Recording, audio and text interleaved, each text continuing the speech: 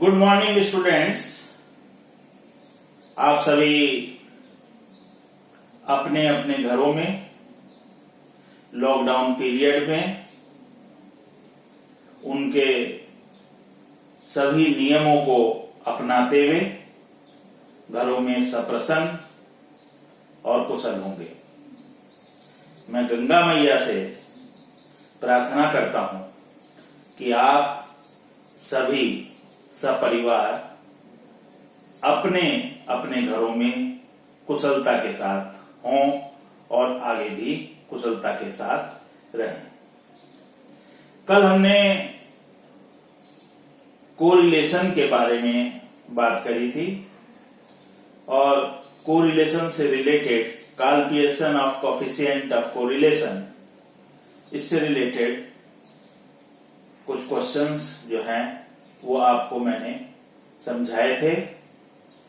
इसी में कुछ और क्वेश्चंस को आज हम आगे लेकर के चलते हैं ताकि ये कंसेप्ट आपको और अधिक क्लियर हो जाए।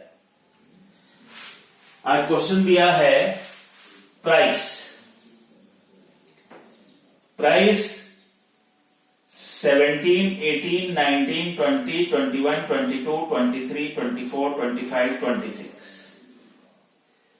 और दूसरा दिया गया है supply that is given in KG, that is 38, 27, 38, 33, 32, 33, 34, 29, 26, 33 and we are advised to calculate Karl Pearson's coefficient between price and supply। Price and supply के बीच में हमारे को कैलकुलेट करना है Karl Pearson's coefficient of correlation. First of all we count number of items given in the question 1, 2, 3, 4, 5, 6, 7, 8, 9, 10। We are given number of items that is 10. First of all, we adopt the process deviation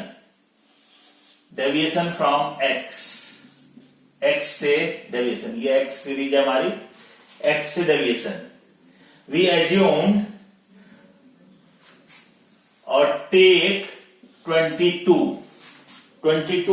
as a assumed mean। 17 minus 22 minus 5 minus 4 minus 3 minus 2 minus 1, 22 में से 22 less करेंगे तो 0 plus 1 plus 2 plus 3 plus 4। Next d square x, इसका square कर देंगे हम, जो deviation हमारा है इसका square, that is 25, 16, 9, 4, 1, 0, 1, 4, 9 and 16।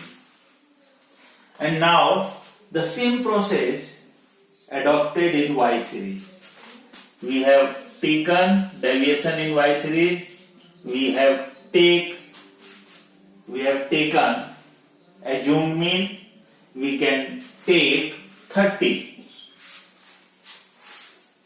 38, 27, 38, 33, 32, 33, 34, 29, 26, 33।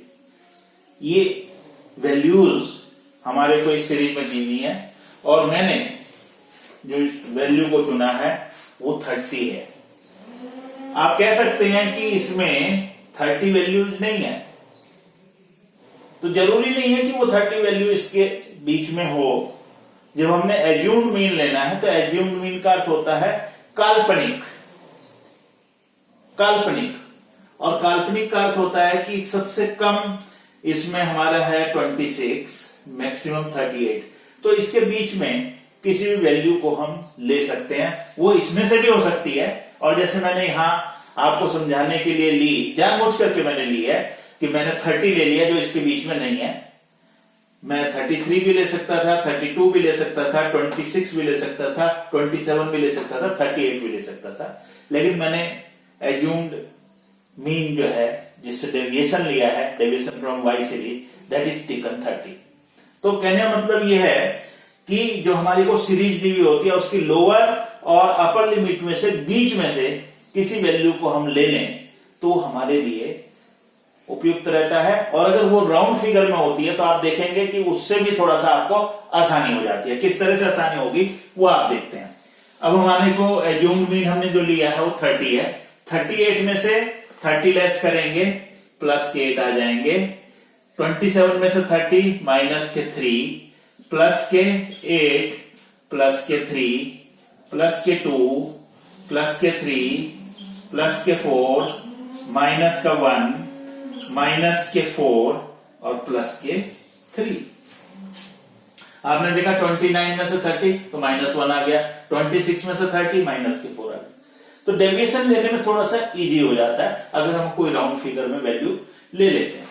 Then d square y square कर देंगे, ये जो हमारा डी वाई स्क्वायर, तो 8 8 जा 64, 3 3 जा 9, then again 64, 9 4 9 16 1 16 9, and now we prepare the last column, that is dx multiplied by dy। dx और dy को this one -5 और 8, -5 into 8 तो ये आ जाएगा माइनस के 40, क्योंकि माइनस प्लस को जब भी हम मल्टीप्लाई करेंगे तो माइनस आएगा। तो 5 8 जा 40, 4 3 जा 12, ये प्लस के 12 आ जाएंगे क्योंकि माइनस माइनस प्लस होता है, तो 4 3 जा 12, 3 8 जा 24, लेकिन ये माइनस के 24 आएंगे क्योंकि प्लस माइनस में मल्टीप्लाई हो रहा है। फिर 2 into 3 तो ये माइनस के 6, फिर -1 into 2 तो माइनस के 2, 3 0 0, 1 into 4 प्लस के 4 आ जाएंगे आपके। फिर 2 into 1 2 आएगा लेकिन माइनस का, क्योंकि प्लस और माइनस को मल्टीप्लाई किया जा रहा है। 3 into 4 माइनस के 12, 4 3 जा 12, 4 3 जा 12, लेकिन ये आएंगे प्लस के 4 3 जा 12। तो ये जो कैलकुलेशन है, ये जो टेबल है, ये आपने अब प्रिपेयर कर लिया। अब हम इसको सम करेंगे। ये sigma dx, sigma D square x, sigma dy, sigma D square y और सिग्मा dx इंटू dy।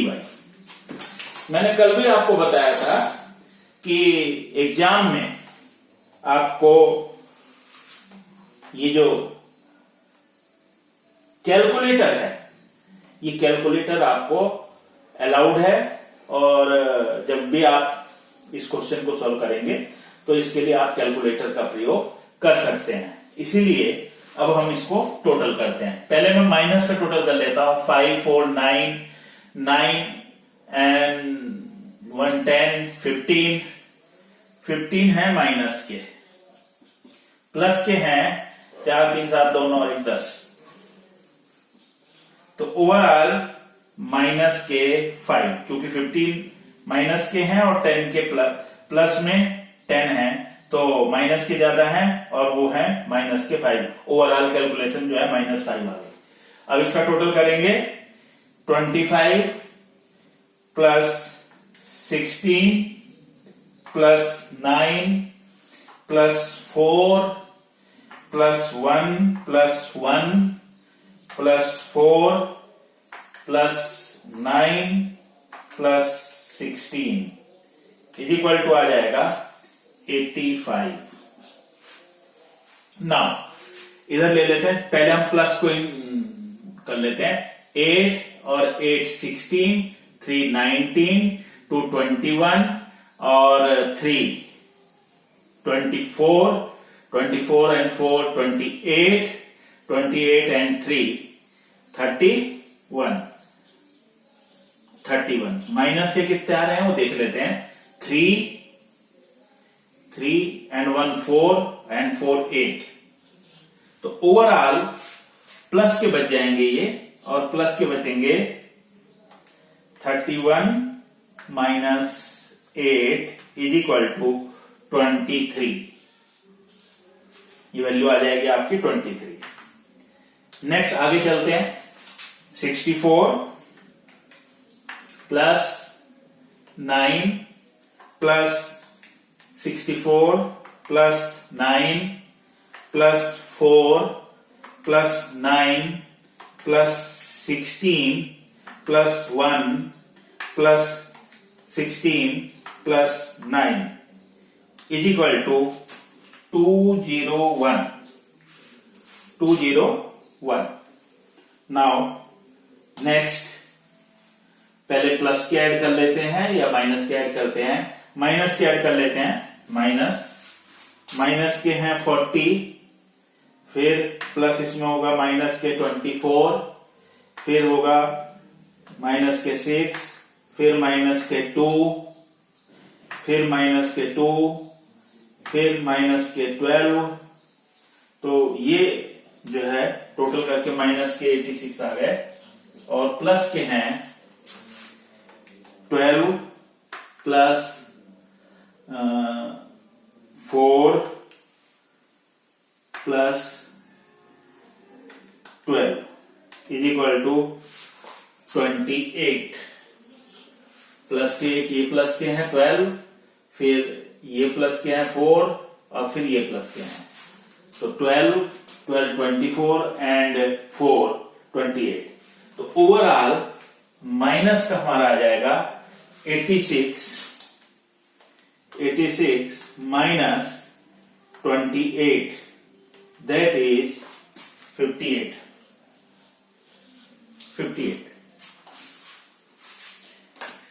अब ये इंफॉर्मेशन हमारे पास आ गई है, and now we put the values in the Karl Pearson's coefficient of correlation. उसमें इन वैल्यूज को हम पुट करेंगे। तो इसको आप नोट कर लीजिए, पहले इसको नोट कर लीजिए। तो मैं फिर इसको रब कर देता हूं।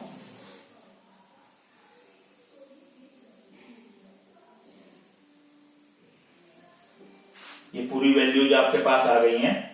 तो मैं आगे अब इसकी वैल्यूज को पुट करने के लिए सबसे पहले मैं Karl Pearson's of coefficient of correlation, इसके फार्मूले को आपको बताता हूं कि कौन सा फार्मूला है। कल भी मैंने आपको बताया था कि किस तरह से इसके फार्मूले को जो है यूज किया जाएगा। इसके ये डिनोट करता है स्मॉल आर से, small R sigma dx into dy minus sigma dx into sigma dy सब upon n under root bracket start sigma D square X minus sigma D X का whole square upon n bracket closed. फिर next sigma D square Y minus sigma D Y का whole square upon n r is equal to sigma dx dy। sigma dx dy you calculate minus 58 minus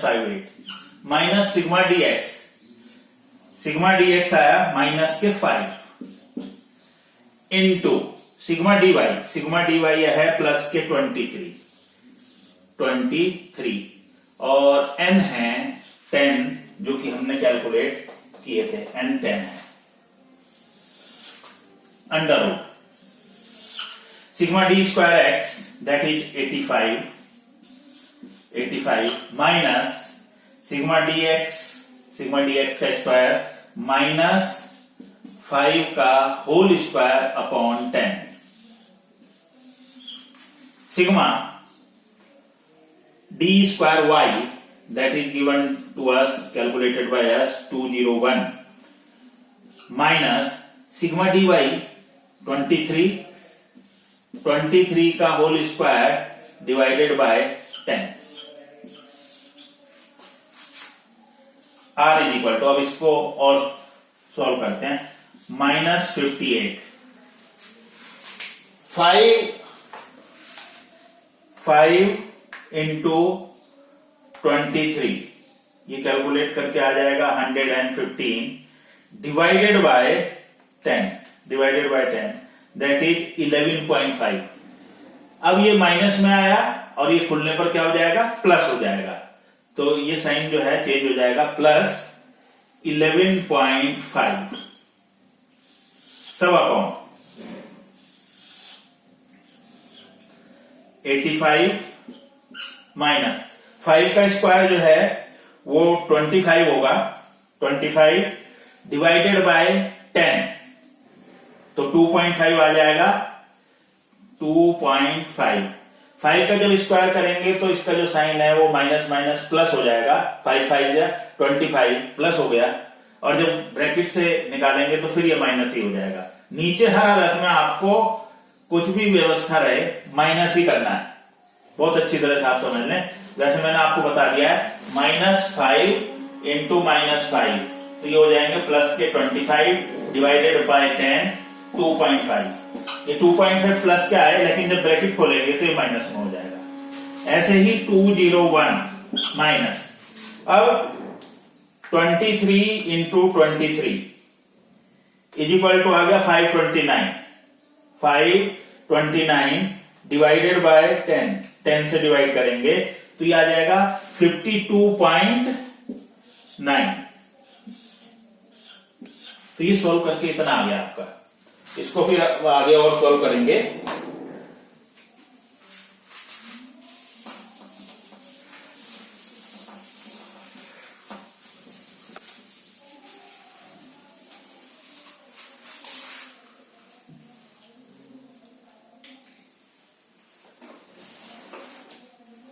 इसको आगे solve करते हैं। r is equal to 58 में से 58 minus 11.5 plus के 11.5 चले जाएंगे तो माइनस के 46.5 आ जाएंगे, माइनस के 46.5 अपॉन अंडर रूट 85 में से 2.5 माइनस करेंगे तो 82.5 into 201 minus 52.9 is equal to 148.1, ये आ गया। इसको फिर आगे सॉल्व करते हैं। r is equal to minus 46.5 upon under root, अब 82.5 इंटू 148.1, इसको मल्टीप्लाई करते हैं। 82.5 इंटू 148.1 इज इक्वल टू, ये आ गया मल्टीप्लाई करके 12218.25, r is equal to minus 46.5। अब इसका अंडर रूट ले लेते हैं, इसका अंडर रूट आ जाएगा, इसका अंडर रूट आ गया 110.54, r इज इक्वल टू हो जाएगा minus 46.5 divided by 110.54 that is 0.42। तो ये आपका आंसर आया, और ये जो है पहली बार आपका जो आंसर है ये नेगेटिव में आया, और हमारा जो दिया हुआ था, एक प्राइस दिया हुआ था, दूसरी तरफ सप्लाई दी हुई थी, और इसके बीच में कोरिलेशन कैलकुलेट करना था, तो हमारा आंसर रहेगा there is moderate degree of correlation between the price and the supply at given data. जो डाटा हमारे को गिवन था उसके बेस पर ये हमारा जो नेगेटिव है वो नेगेटिव कोरिलेशन जो है ये फाइंड आउट हुआ है। मॉडरेट है क्योंकि इट्स लाइज, क्योंकि ये आ रहा है मॉडरेट, क्योंकि 0.25 से ज्यादा है और 0.75 से लेकर के और 0.25 के बिटवीन आ रहा है, तो ये हमारा जो है मॉडरेट लेवल का कोफिशिएंट ऑफ कोरिलेशन है। तो आपने देखा कि किस तरह से इसको हमने कैलकुलेट किया, कहीं कोई चेंज नहीं है। आपको इसी तरह से क्वेश्चंस को करना है। और मैं आपके लिए अभी एक और क्वेश्चन बहुत जल्दी से आपको मैं करा रहा हूं और फिर इसके बाद आपको यह और अधिक क्लियर हो जाएगा कि किस तरह से इसको कैलकुलेट करना है। आपको ये ध्यान रखना है कि जो कोफिशिएंट ऑफ कोरिलेशन है वो किस किस के बीच में आपसे पूछा जा रहा है, क्योंकि दो सीरीज आपके पास होनी चाहिए, दो वेरिएबल्स आपके पास होंगे, उन्हीं दो वेरिएबल्स के बीच में आप कोफिशिएंट ऑफ कोरिलेशन जो है वो कैलकुलेट करेंगे, वो निकालेंगे।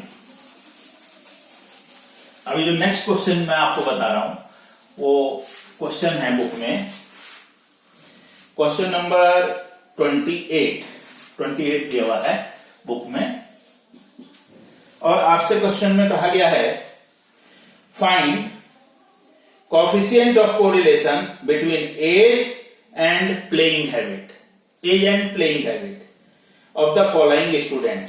एज दी हुई है सबसे पहले, एज दैट्स कॉल्ड एक्स, इसको हम एक्स सीरीज मान लेंगे क्योंकि एज के बीच में निकालना है, तो एज हमारी जो है वो क्या हो जाएगी, वो एक्स हो जाएगी।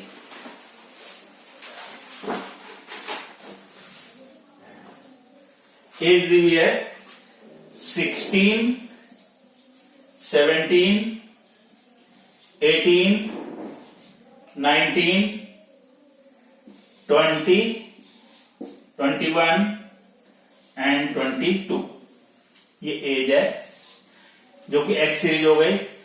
इसमें हम डेविएशन लेंगे dx, एज्यूम्ड मीन किसी को भी ले सकते हैं, जैसे अब यहां मैंने राउंड फिगर में ले लिया 20 को ले लिया, तो -4, -3, -2, -1, 0, +1, +2, d स्क्वायर x कर देंगे।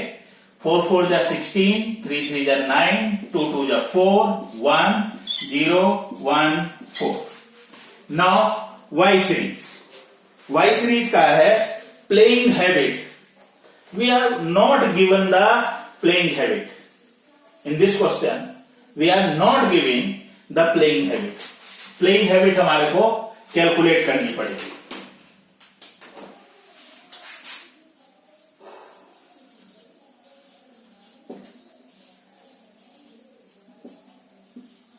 प्लेइंग हैबिट, इसको हम y कहेंगे, ये हमारा y आ जाएगा, ये y सीरीज आ जाएगी। But in the question we are not given the playing habit. तो क्या दिया हुआ है, we are given the number of students, in the question we are given the number of students and regular player. तो we have to find out playing habit. Playing habit क्या होगी कि playing habit का मतलब हुआ कि प्रत्येक 100 में से कितने बच्चे खेलते हैं, वो प्लेइंग हैबिट होगी। तो first of all we have to calculate playing habit. हमें प्लेइंग हैबिट जो है वो कैलकुलेट करनी पड़ेगी, और उसके लिए हम regular player upon number of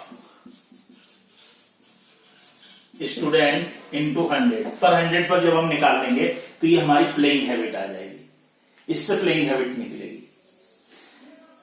जैसे फॉर एग्जांपल 200 प्लेयर्स दिए हैं और टोटल स्टूडेंट है 250, तो what is the playing habit?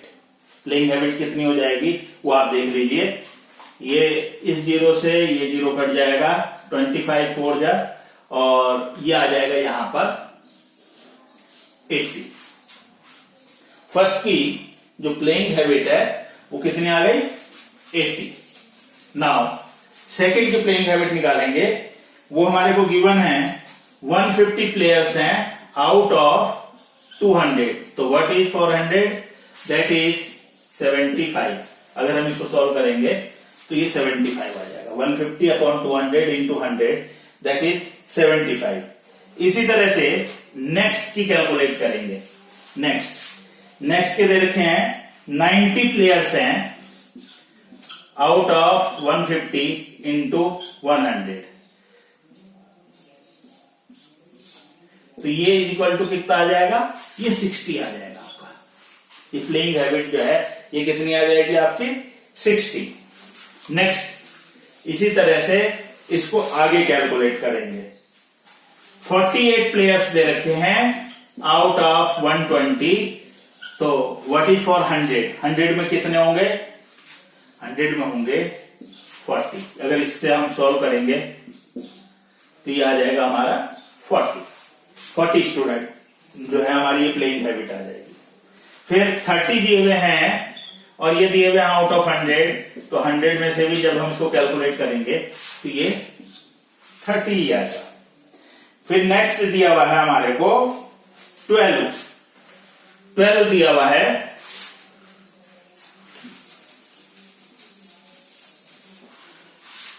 12 players हैं out of 80, 12 out of 80 what is for 100?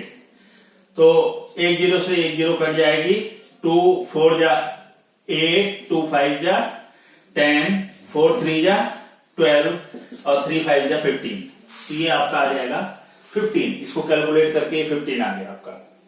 And next 6 out of 60, तो व्हाट इज फॉर 100? 100 में कितना होगा? जीरो से अगर जीरो काट देंगे 6 1 जा 6, 10 इंटू 1 10। तो ये सबसे पहले इस क्वेश्चन में कि किस किस के बीच में हमारे को कैलकुलेट करना है। अगर वो नहीं दिया हुआ है तो first of all you calculate कि वो किस तरह से कैलकुलेट किया जाएगा। कई बार बर्थ रेट और डेथ रेट दी हुई होती हैं, तो बर्थ रेट और डेथ रेट के बीच में आपको कोरिलेशन ऑफ कोफिशिएंट जो है कैलकुलेट करना पड़ सकता है। तो वहां पर भी आपको टोटल पॉपुलेशन दी हुई हो सकती है, नंबर ऑफ डेथ्स दे सकते हैं, तो आपको डेथ रेट कैलकुलेट करनी पड़ेगी। अगर बर्थ दिए हैं कि टोटल बर्थ इतने हुए हैं और टोटल पॉपुलेशन इतनी है, तो उसके बेस पर आपको बर्थ रेट कैलकुलेट करनी पड़ेगी। लेकिन सेंसस का जो डेटा होता है वो पर 100 नहीं कैलकुलेट किया जाएगा, दैट इज कैलकुलेटेड पर 1000, वो प्रति 1000 पर कैलकुलेट होगा, 1000 पर। जैसे यहां हमने परसेंटेज पर कैलकुलेट किया, वहां पर आपको मल्टीप्लाई विद 1000। अगर बर्थ रेट और डेथ रेट से रिलेटेड क्वेश्चन इसी टाइप का आता है तो वहां पर आपको कैलकुलेट करना पड़ेगा, और वो आप कैलकुलेट करेंगे प्रति 1000 पर। अब आपके पास एक्स सीरीज भी आ गई और वाई सीरीज भी आ गई। अब वही सेम प्रोसेस हम वाई सीरीज में भी करते हैं। हम डेविएशन ले लेते हैं जिसको कि हम dy बोलेंगे, एज्यूम्ड मीन। अब एज्यूम्ड मीन मैंने इसमें ले लिया 50 ले लिया। 80 माइनस 50 तो प्लस के 30, 75 माइनस 50 प्लस के 25 प्लस के 10 माइनस के 10 माइनस के 20 माइनस के 35 और माइनस के 40। 15 माइनस 50 तो माइनस के 35 और 10 माइनस 50 माइनस के 40, 30 माइनस 50 माइनस के 20, 40 माइनस 50 माइनस के 10। तो ये डेविएशन आ गया। स्क्वायर कर लेते हैं। नेक्स्ट कॉलम हमारा स्क्वायर का 30 30 900, 25 25 625, 10 10 100, 10 10 100, 400, 35 into 35, 1225 and 40 1600, ये 1600 आ जाएगा 40 into 40। तो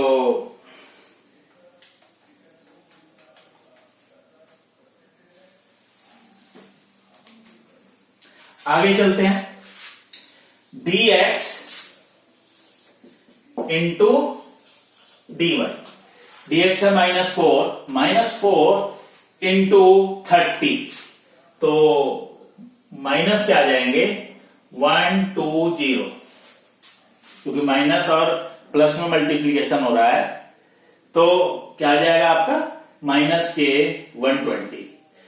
3 इंटू 25 माइनस के 75।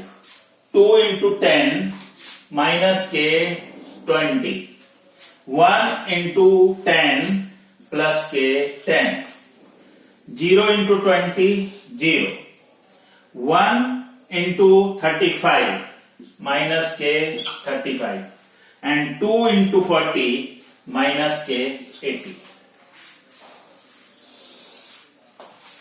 तो ये कैलकुलेट आपने किया 1 2 3 4 5 6 7, n इज इक्वल टू 7।